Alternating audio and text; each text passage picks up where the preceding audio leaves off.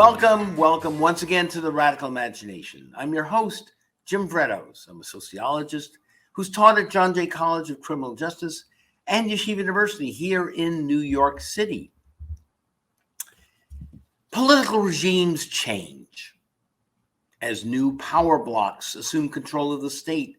Social policies that governments promote, including those to ameliorate crime, change as well.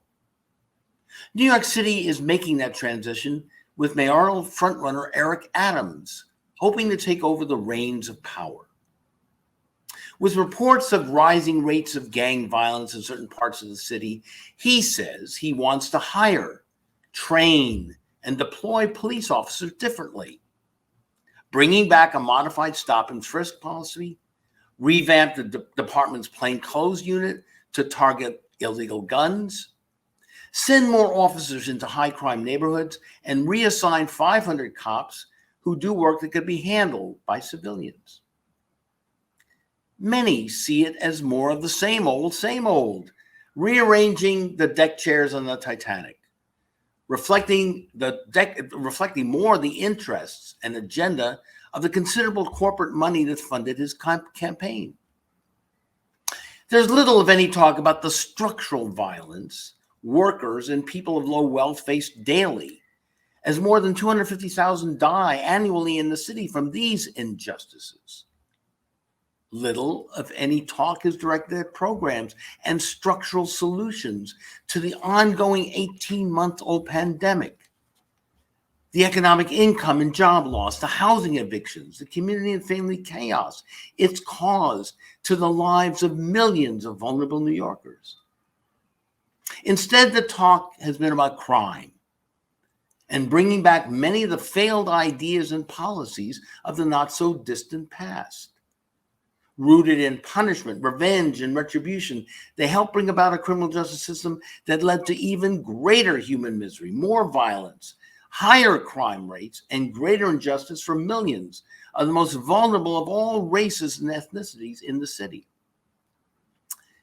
We're hunting for a transformative, restorative, and healing justice system rooted in protecting the innocent, a system where safeguards against corruption and abuse are structurally and legislatively enacted, a system which reflects an end to structural racial violence, a system where a humane and radical love prevails that doesn't disrespect, dehumanize, humiliate, and shame our fellow human beings and ourselves. A system where justice is where love looks like in public. Our guest today on the Radical Imagination is the founder of Black Ops Investigators. Manuel Gomez is my partner, comrade, and friend on a new podcast we've created called Hunting for Transformative Justice. The Independent has referred to him as the people's private investigator. He's a Desert Storm veteran, an Army Special Ops intelligence officer who served multiple tours in Afghanistan. He's an Emmy Award recipient for his role in the award-winning documentary Crime and Punishment, and is the architect and author of the Department of Civilian Justice Bill. So Manny, here we are again. Hello. Good afternoon, Jim. It's good to see you. It's great to see. We're on the hunt again, right? Yes, unfortunately we are. The situation out there is grave. But before we even, it's so great to see you. And I know you're traveling these days, and I'm so glad you could find the time to come to the show today. Now, you live in the Bronx, right? Yes. All right. Most of your life? Yes, I was raised in the North Bronx most of my life, and I went to school in the South Bronx in Cardinal Hayes High School. Cardinal Hayes. So you've seen it. You've seen it all, right? We've talked on other shows on the violence, the gang violence, the chaos that you're seeing daily up there, that other parts of the city aren't experiencing as much. So as I said in the opening, we're going through a transition now. We're going to have a move toward new power arrangements, or maybe not all that new, but there's going to be a different emphasis on criminal justice, on the police role, as I've tried to outline here a little bit. Anyway, I'd love to hear your opinion about it and how your work as a private investigator gets impacted by these policies. Well, right now with Eric Adams, he's bringing back so many policies that you and I have fought against. One of them is the stop, question, and frisk that he's trying to re-implement. The other one is, he's trying to bring back the plainclothes units that were, harassing people and doing all types of, cowboy activities in the street. And, a lot of these practices and policies we fought against in the courts. And what's happened is now he's saying as part of his campaign that he wants to bring back these very entities that were violating people's civil rights when people were being stopped walking the streets while, walking while being black or walking while being Hispanic. And bringing back stop, question, and frisk is not going to help the problem. We've already proven that it's a serious problem. And the new changes that he's trying to say he's going to implement, Eric Adams, is nothing new. He's bringing back the old problem and then putting a new package on it. And so how it affects me is that as a private investigator, I will be getting more cases due to people's civil rights being violated and due to cops with their wild cowboy mentality of stopping anybody at any time they want and just saying that, well, it was furtive movements or they were suspiciously standing on a corner. And Manny, if I can interrupt just for 1 second. Let's make this point for our audience again. You represent people, young people generally, but all people Sure. are innocent. Yes, only innocent. Only innocent. So explain how you got involved and what that means. Well, as I'm the only private investigator in New York State and possibly on the East Coast who's on my contract on paragraph 9 states that Black Ops private investigators only represent innocent people. And if you're found to be guilty, that my investigation stops and I stop everything. And the reason why is, I want to make sure that if I put somebody on the street, there's somebody that deserves to be on the street, not that's going to commit another crime or commit another murder. And what's made me do that is I used to be a police officer, and I was in the time when stop, question, and frisk was at its height, and where they used to require cops to have a certain amount of stop, question, and frisk forms filled out every month. And, and I saw how it was affecting the community and how many people were being wrongfully arrested. I mean, they were stop, questioning, frisking people and arresting them for going into their own building and not having ID. Yeah. I mean, this was the insanity that I saw. And I mean, they were stopping kids standing in front of a pizzeria holding a pizza, things like that.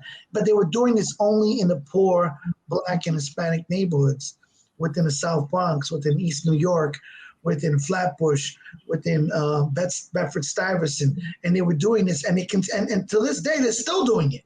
Right. They say there's no ticket quotas. I was just 2 days ago up in Pelham Bay, and I saw the 4 or 5 cops standing outside with stacks of tickets in their hands and pulling cars over randomly just so they could see what they could find. Wow.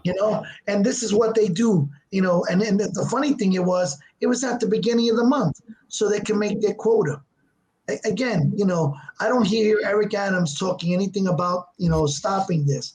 And I'm really disappointed because here he is, the founder of the 100 Blacks in Law Enforcement. Here he is, a guy who stood up for injustice.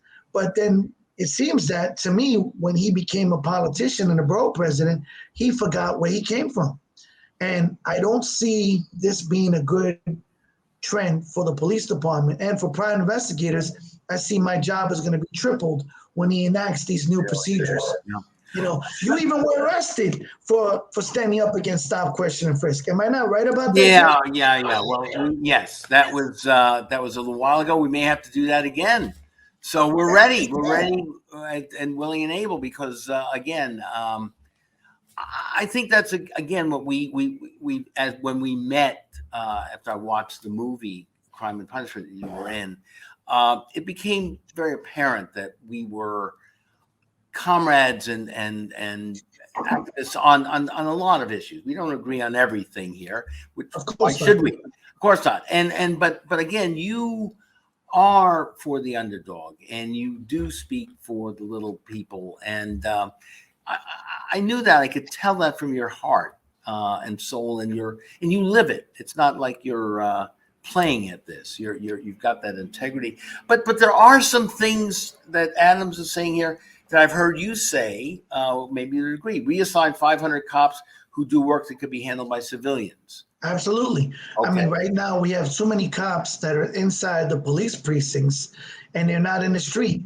You know, they're riding a desk or sitting on a chair. Now, granted, some of these cops are people that had their guns taken away, or people that are modified, or people that have been injured. Okay.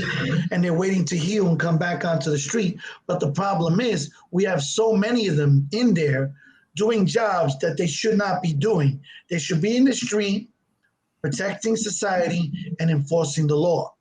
And one thing I don't hear Eric Adams talking about is bringing back the foot cop. It's like I said all along. You know, that's one of the things that I like about Curtis Leewell, who's running for mayor. You know, he's the founder of the Guardian Angels. And, you know, and it takes a lot of heart for a man to put a red beret on, get on a number 6 train at 3 o'clock in the morning and protect people with no gun, just your fist. And well, your skill and your heart. I know we were going to touch on Curtis at some point during the show, and I've reached out to him to get him on the show. He's, as you said, is running the Republican side for the mayoral position. And he has also been taking a rather hardline approach to the issue of crime. And so let's get into some of that. The stand your ground law that you mentioned in another of our shows. Yeah, like in Florida. In Florida. And but also getting back to Curtis to a certain extent, he has also come out and admitted that many of the activities he was involved in and the reports of some of the things he was doing on the streets were fabricated.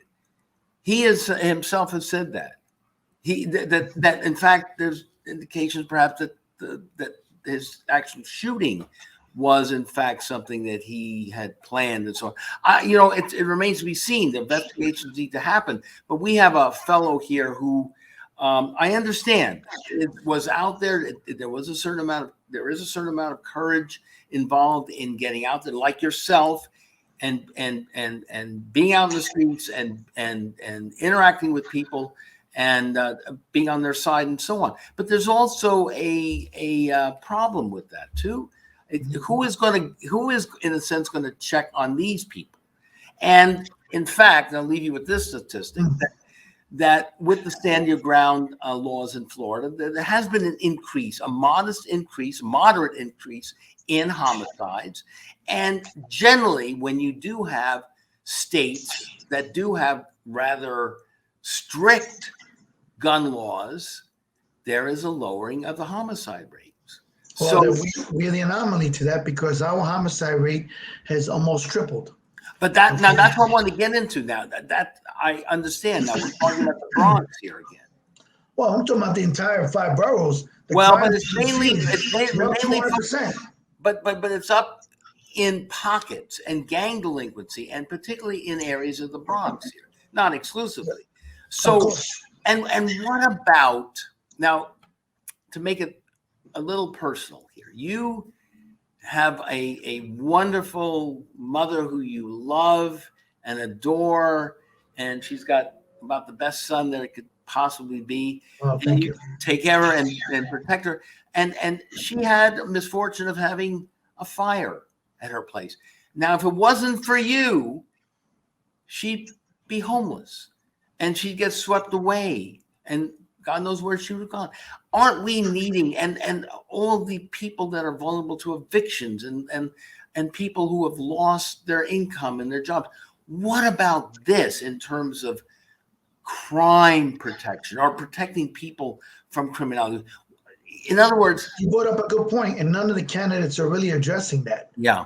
That's the problem. They're not addressing these other social issues that are affecting us and that are causing these. And Manny, that's the danger. That's the danger, because then the topic becomes about just crime, and it's very easy to get people upset and scared because these are dangerous times and so on. And it gets very easy to put the resources, more police, more people in prison again, the same old, same old. And we should have learned from that. So that's what I'm trying to do in this show is to see, and on our podcast, we try to talk about the possible options and ways that we can bring this about, and how you're doing that in your own personal work. Well, I mean, right now, I'm trying to address multiple issues, especially regarding like the crime aspect. Putting more cops on the street is one thing. Having accountability over our cops, our prosecutors, and our judges is another thing. Actually, one of the things that I'm working on now, and this is the first time I'm saying it publicly, is called the Truthfulness and Judicial and Decisions Act. And what it is bringing accountability over judges who favor prosecutors and show biasness in court and falsify court decisions. Right now, our judges have immunity. So whenever they write a decision, no matter how wrong it is or how bad it is, they're protected by the law. But the problem is when you have that kind of immunity, right, you can't sue a judge. But when you have that kind of immunity, we have judges that are falsifying decisions, judges that are going to jail. We just had a prosecutor in Long Island just get sentenced to 5 years in jail for this corruption, of acts of corruption. Yeah, I saw a picture today. That was in today's news, wasn't it? Yeah. And the problem is that this is the problem I'm having. I mean, I've got judges like, I'll give you an example, and I've said it before, Judge Holder, who's had 26 of his cases overturned for unethical behavior and for improper decisions and for biasness and favoring the prosecutors. We have other judges in Queens that have 60, 70 cases overturned by the appellate court for acting improperly. How many cases does it take for a judge to act improperly before somebody gets rid of them? There's no limit. And so this is why I've now written this new legislation, which I'm going to be bringing to Congresswoman Velasquez to sponsor, to bring about accountability and limit the judge's immunity. So now this will complete my dream of bringing total accountability over the United States judicial system with the Department of Civilian Justice, with the Accountability Act, and with the Truthful and Decision Act. And this is what I'm shooting for, because of so many cases that I see, especially now with COVID, especially now with the new quota systems, which the police department calls performance objectives. Right. And they are increasing. The amount of crime is increasing. I got to tell you something, and this just happened 5 days ago. I just learned in Queens right now, they're talking about that the Queens district attorneys might have to dismiss hundreds, let me say this again, hundreds of cases because they violated people's right to a speedy trial. And they violated people's right, keeping them waiting a year and a half to go to court. And I've just learned this. And where's the accountability for that? Right. Let's break this what down. What are the mayors talking about? What are the candidates talking about? Yeah, absolutely. It's just like the governor. Look at him. Right. How is he accountable? Right. And it's only under the utmost pressure that he now has resigned. But so for the audience, let's make this very, very clear. You are the architect and author of the Department of Civilian Justice Bill. Now, you've also been involved in the Accountability Act. Is that the one that's dealing with the prosecutors? Yes, it's taking away their immunity and being able to sue a prosecutor for being corrupt. Okay, and now the third part here is you're calling it the Truth in the Truthfulness and Decisions Act, which will take away a judge's ability to have immunity over all his actions. He will be held accountable for lying. He will be held accountable for falsifying decisions. And that's what we need. By doing these three things, this country will have one thing, and that means no one will be above the law. And the highest position in the United States of America is not the president. It's not Congress. It's not the Senate. It's a judge.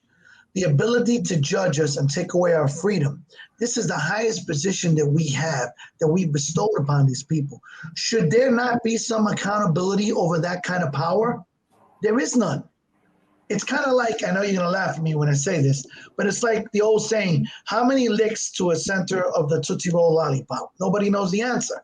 Well, the same thing with the judges. How many times can a judge have his cases overturned and thrown out for acting improperly before they get rid of them? Nobody knows the answer.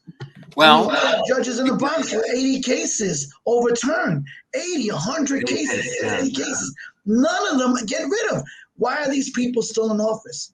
And that disrespect for the law and that hypocrisy is tied into a sort of cynicism that young people bring into the neighborhoods, into their lives. And I'm that there is a connection there between the fury and the rage they're feeling, and that they're getting really a bum rap and so on. Now, in terms of your Tootsie Roll Pops, I mean, is that the one that had little hardcore stuff? I mean, I can imagine you just taking the whole thing. I can't see licking the whole thing, but you got to bite it, get to the center. You just got to bite into the center and just take the whole thing and throw the stick away. But are you talking about the Supreme Court now, too? Yeah, I'm talking about every judge. Right now, we have two types of immunity. We have immunity, and then we have total immunity. So total immunity would be the federal court judges. Immunity, state immunity, would be the state judges. So that means you can't sue a judge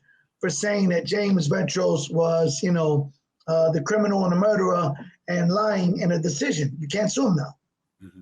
How do we have that kind of power where someone can write false things in a judge's position and then not be held accountable? This is insanity. That's too much power, too much authority, and that kind of absolute power absolutely corrupts. That's why I'm writing this legislation. And you want to know the sad thing about this, everyone? Every lawyer out there knows this. Yeah, absolutely. And none of them have done nothing. None of the law professors, none of the lawyers out there, none of the civil rep, nobody's done nothing. There's a case called Stump versus Sparkman, where a judge sterilized a girl. He ordered her to get sterilized. Now, how can a judge have the power to order a woman to get sterilized and then not be held accountable for that kind of insanity? And let me say it again, people.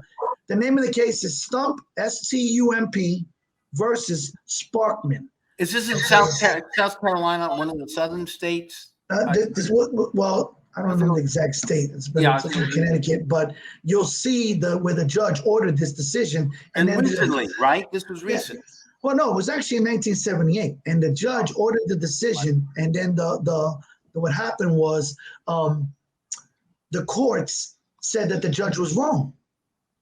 Now, we all know that no one should have the right to sterilize a woman without her agreeing to this, okay? But nothing happened to the judge.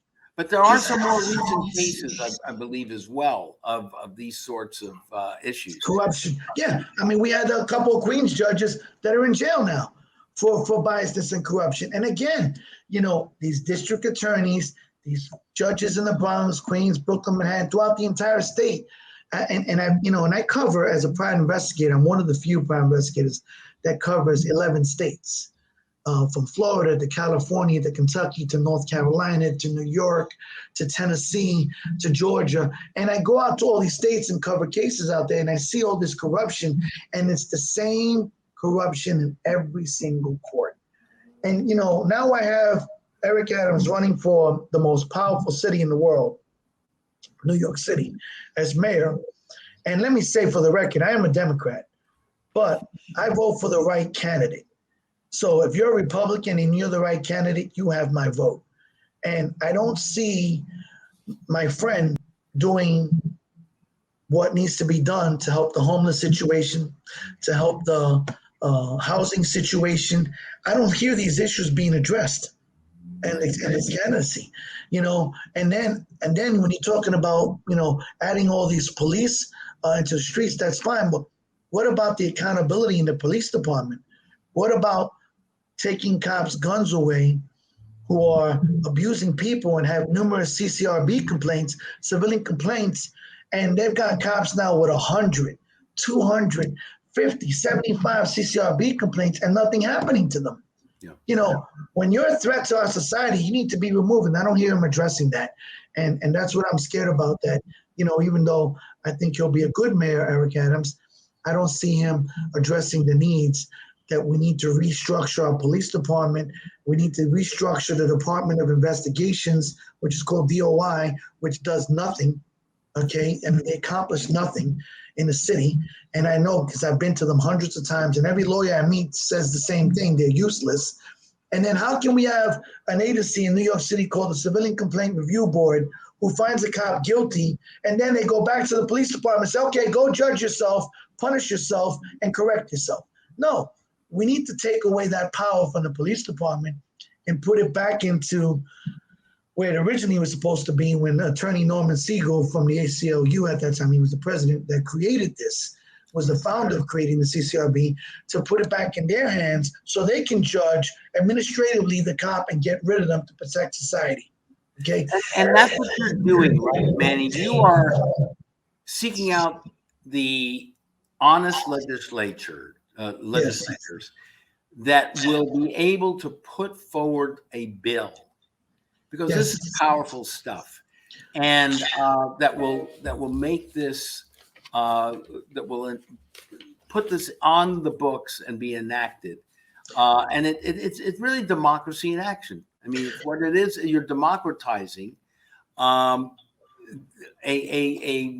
mysterious secret organization here, the criminal justice system, that has been wreaking havoc on so many millions of people's lives, and in secret, hidden. I mean, I've taught in prisons before.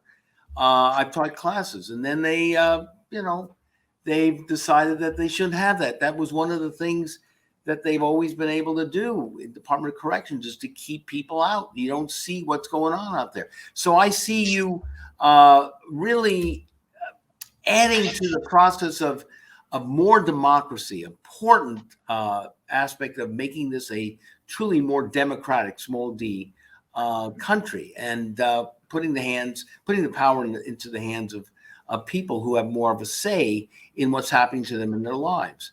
Well, and that's one thing, and I'm glad you brought that up, because, that was one of the reasons why I got involved with, Jim Vrettos here, and making the new podcast called Hunting Transformative Justice, for that very same fact, that everything he just said.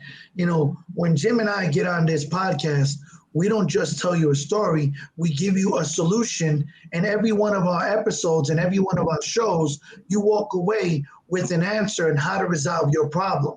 And that's the difference between our podcast, Hunting Transformative Justice, where you can look it up on YouTube and see it. And you'll see that we're covering the real-time actions that are going on, affecting the community now, and giving you real-time solutions, and showing people how to protect themselves, showing people how to stand up for their rights.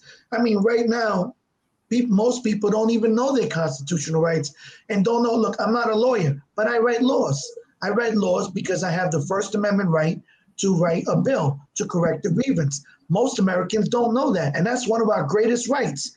Freedom of speech, freedom of press, freedom to petition the government to correct a grievance. And, we're right now in this change. All you millennials out there, please listen. If you want a solution, you want help, go on YouTube. Go on Hunting Transformative Justice. Hear the podcast that we put out. Watch the Radical Imagination, because we're trying to bring about awareness and trying to bring about social change. Right now, we are in the epicenter of a judicial storm because of one man screaming mama. One man who was choked out in the street, okay, and screamed for his mother. This problem has been going on, people, since the beginning of the United States, since the beginning of the first police officer, and again, what do we have? It hasn't changed. Serpico, you had the movie Serpico. He talks about corruption. The bills and legislations that I'm writing and I'm not against police. What I am against is corruption. I'm not against the prosecutors. What I am against is corrupt prosecutor. I'm not against the judges. What I am against is corrupt judges. The problem is we got to stop this biasness. Our courts are not being impartial. Too many people every year. We just had a guy now. He was just released, 30 years in jail. The Queen's prosecutor's office lost all his records. What does that tell you? How does nobody get held accountable? Well, that's because these people feel they have unfettered power. But they do. I call them. That's the point. They feel it and they act on it, and that's why your legislation is so needed. Now, in terms of our podcast, which we've done, I think, 4 or 5, and we want to have interaction and people calling in. I think our issue here is you are so busy in cases and so on. So we want to set this up. You're off there in all kinds of places. So you know what? I'm willing to 2, 3 o'clock in the morning, whenever you're available, we'll do the podcast. If you get back, all right. We'll do real time. And our podcast is different from other ones. It is. Because it really is, we're talking radical topics that are going on. And the difference between us, but everyone, when you listen to the Hunting Transformative Justice podcast, let me say that again. The name of the podcast is Hunting Transformative Justice. Please go online on YouTube and you will hear. But when you do listen and click on it, bring a pen and paper, because we're going to give you information every time on how to solve your problem. And that is the specialty of our podcast, because we're talking about real cases going on. And then me, as a current private investigator, hunting down justice for people who are wrongfully arrested. I'm up to 140 people that I've freed. Okay. And, I'm the most feared investigator on the East Coast, because when the prosecutors see me, they know they lost. I'm coming in there with a video. I'm coming in with the evidence. I'm coming in with the witness, and I'm hammering them with the truth. And that's what they don't like. And that's what kills me, because I'm working for what the system's supposed to be. Bringing justice. And yet, as you know, you are seen as a very controversial. You are questioning the powers that be. And that's why we need the media, our podcast and Radical Imagination, so many other independent media people going out there and having the courage and the character to call people on this and to bring this up. Because once people hear this, they understand what's going on. They understand what's going on anyway without us talking about it. But they need a forum. They need a place where they can express it too.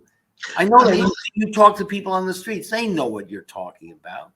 I mean, I'm right now working with a professor from Georgetown University in law, and whose students are people that are going to become lawyers, and they are now working on cases on freeing innocent people. And I was so honored. I got called a week ago, or 2 weeks ago, to come help them find evidence proving a couple of people innocent, who now I know are unequivocally innocent and who've been in jail 15, 16 years. Excuse me. And I found video evidence proving confessions from the actual murderers. And I have a case now where a brother's mother was in the street, and she saw her son being attacked.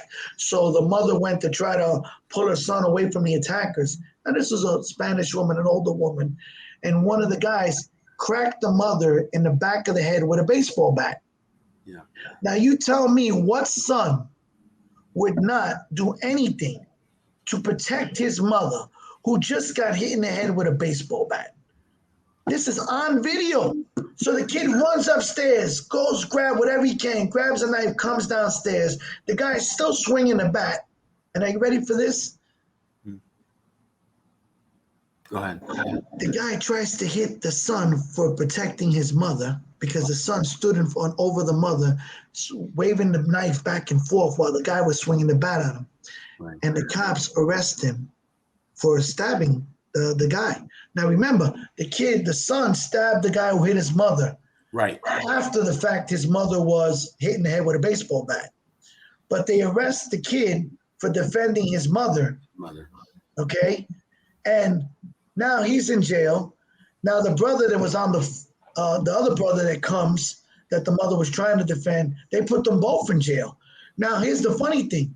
They put both brothers in jail, but one brother admitted on video that I stabbed the guy because he cracked my mother in the head with a baseball bat. This is all seen on film. Do you know they put this kid in jail now for 17 years? Both brothers. Okay? And the other brother said, my other brother didn't do it. It's just me on the video. So why are you holding the other brother in jail? And then why are you holding this brother in jail for defending his mother? The guy cracked his mother's skull open. It's on video. And so this is what I'm talking about, our system of injustice and of cruelty. So and what it does to these young people's lives and their minds and their emotions, the rage and fury that you must feel. Oh, I'm enraged, but I'm also invigorated because I got these Georgetown students who are young millennials standing up for these rights. So for me to work with them and bring my tenaciousness to their investigation, my God, I mean, to me, it's an honor. I'm working with 9 of them now, and these are 9 future lawyers who I know that I'm making an impression on and who are making an impression on the system, giving freedom to someone who deserves it. Because I want to ask all of you, what would you do if somebody cracked your mother's head with a baseball bat? Would you run upstairs and get a bat and come down to defend her? Would you grab a knife, a stick, or whatever to defend your mother? Would you? So how do we incarcerate these 2 people for 16 years?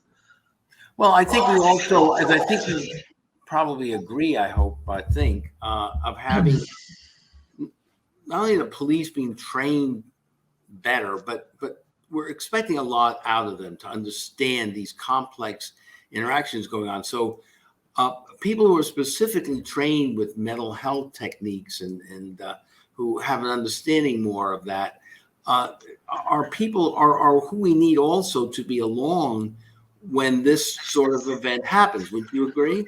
Yeah. Well, what my personally feeling is there should be a sociologist or a psychologist assigned to every precinct in New York on call 24 hours so that when one of these situations happen, they go right to the scene, and that will help. I mean, we had a Spanish guy who didn't take his schizophrenia medicine, and he was standing up on the edge of an awning of a bodega, and then the cop shot him with a taser, and he fell and cracked his head open and fell on the floor. And he was a threat to no one. He was only a threat to himself.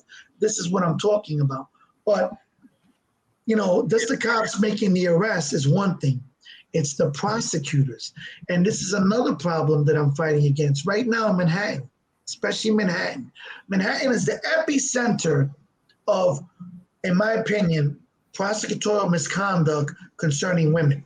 Right now, women have made so many complaints of sexual assault, rape, and harassment, and 49% of the cases get thrown out by the Special Victims Unit in Manhattan.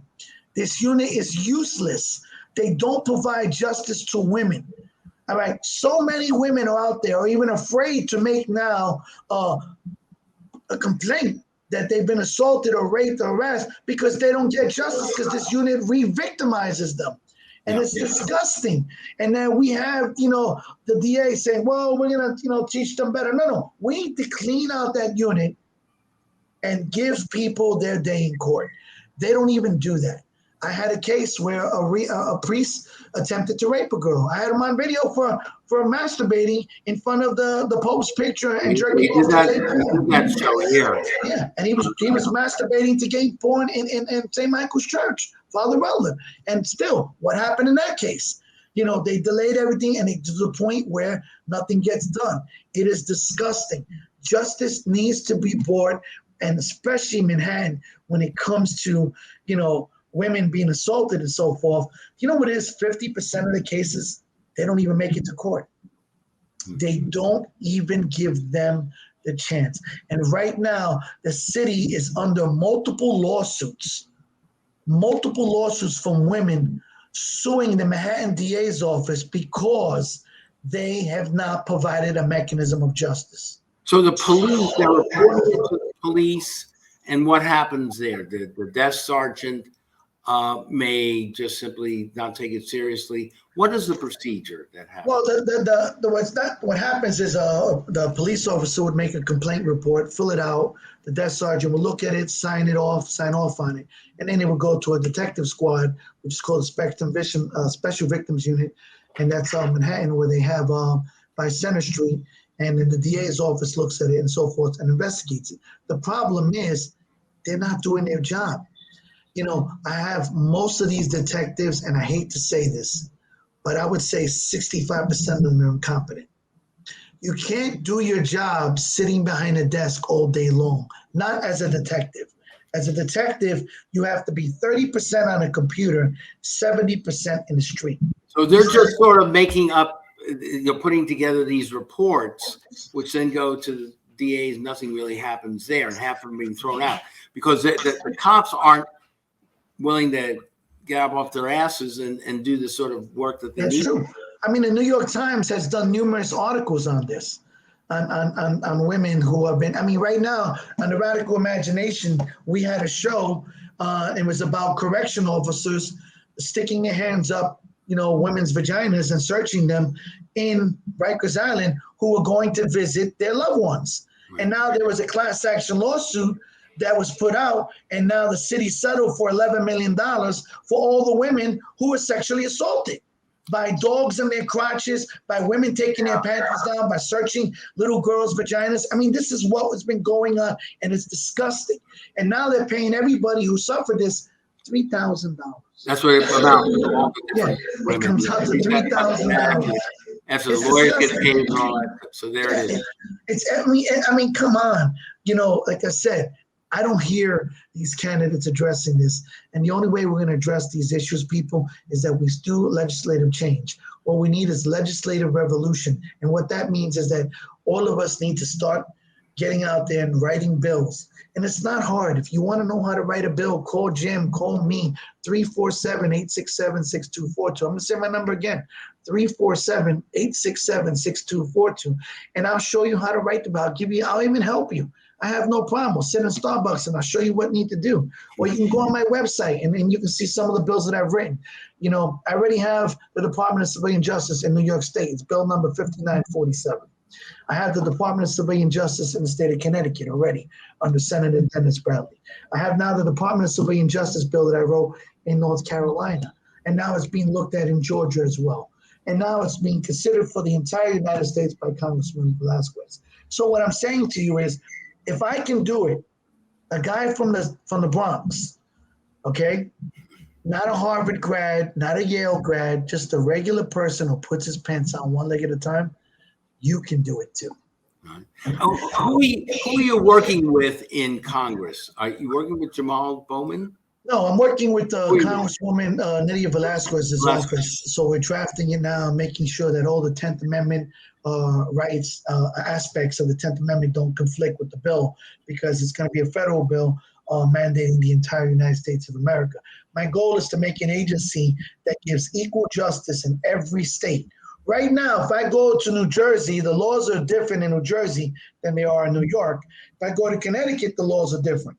So what I'm trying to make is one agency, kind of like McDonald's. Wherever you go, you get the same Big Mac. No matter what state it is, the Big Mac's the same.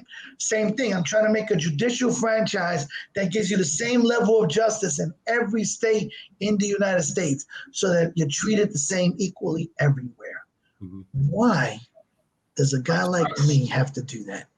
Why have none of the Juris Doctorate law professors done this? Why have none of the lawyers done this? Well, that's a whole other show, because they would be because that doesn't really fit into their careers and their career plans, and the research and the funding doesn't go to that. Doesn't go to criminal justice departments to study stuff like that. I mean, Jim, John Jay, a place like John Jay is more or less it's always been known as sort of a cop's and a judge's place. Yeah, I mean, I graduated from John Jay and I got No. part of my foundation from there, but you're right. And still, they don't even teach that there. I had to learn this by going to the library and learning how to write a bill. And, and I did it because I'm seeing all these people suffering.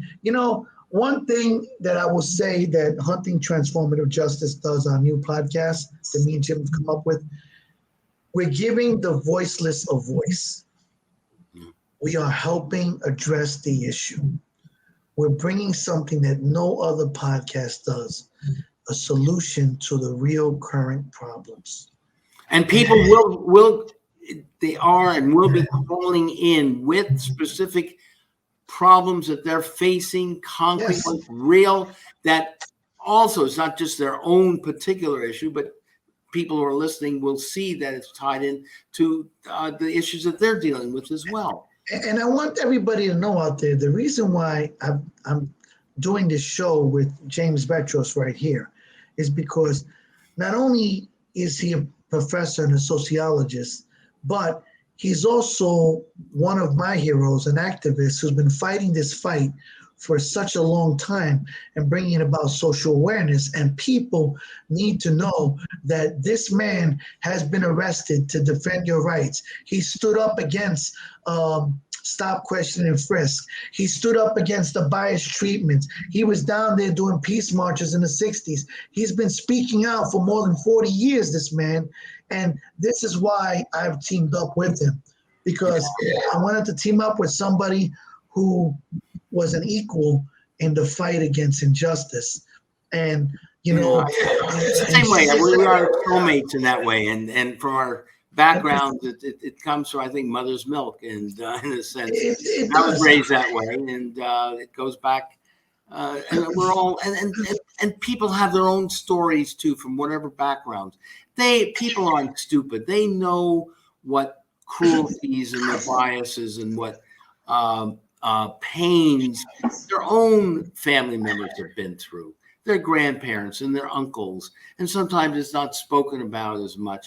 But this is not anything that people can't understand. It's not some sort of mystery. So we want to offer people this forum to express themselves, as you say, to really let it be a place where we all share, to a certain extent, the hurts that we've had, and that's why we call it transformative. We're trying to transform the justice to make it a healing, a system based on radical love, where love is what justice is in public. And we don't humiliate, we don't shame people. We don't do what you were describing there at Rikers, the correction officers. I mean, the correction officers weren't trained to do that. What the hell is going on in the system that... But they got away with it for so many years. I mean, they were doing this. And the sad thing about all the disgusting things of searching women's vaginas, putting dogs in their crotches, doing all kinds of stuff, they were doing this, and this was caught on film. Yeah. Let me say that again. It was caught on film. And this is toxic stuff. This is toxic. And this is going on nationwide. It's just not New York. We exposed it in New York, but and we've had these women on your show. These women have been on the Radical Imagination, and now there's still women suing that didn't settle with the $11 million that are suing individually. And and the sad thing is that what changes have really happened there? Where if I can get the Department of Civilian Justice bill that I'm fighting for to give everyone justice to go into effect, I'm going to be unemployed. And you know why I'm unemployed? Well, we'll be doing our podcast. We'll find something to do. But no, you're right. In the last couple of minutes we have, we want to also just touch on this recent resignation of Cuomo. So that is a sign. That's a biggie. That's a biggie. Would it be also Trump coming to realize? But these people are imbued with a toxic sense of their infallibility and power, and it's so hard to deal with it. It's part of what the country's political and economic system is all about as well. You look at these top flight athletes and people at the top of the business world. What is that about? There's something very, very toxic about the abuse of power in this country, and it takes all kinds of forms. What we're talking about in the criminal justice system, it's all over the place. But listen, we only have about a minute to go. Manny, I'm so pleased to have you here again, and it's great to see you. Next week we're going to be doing another Hunting for Transformative Justice program, and I really wish you safety and Godspeed. And again, so thankful to have met you. And well, I thank you, and I thank everyone else out there for coming on the Radical Imagination. And I hope you tune into the Hunting Transformative Justice on YouTube. And, hit us up, on Black Ops by Investigators, or send an email out to the Radical Imagination. Let us know. And we're having people and guests come on the show. Absolutely. And bring real cases, real time, to show people what's going on. And we're addressing real issues, giving you real solutions. And remember, if I and Jim cannot get you the answer, we will direct you to the person who will have it. Yes. We will find the answer for you. Guaranteed. And that's the difference between us and other podcasts. We are hunting transformative justice by bringing real-time solutions. So everyone out there, please stay safe, know your rights, be strong, and God bless America. Yes.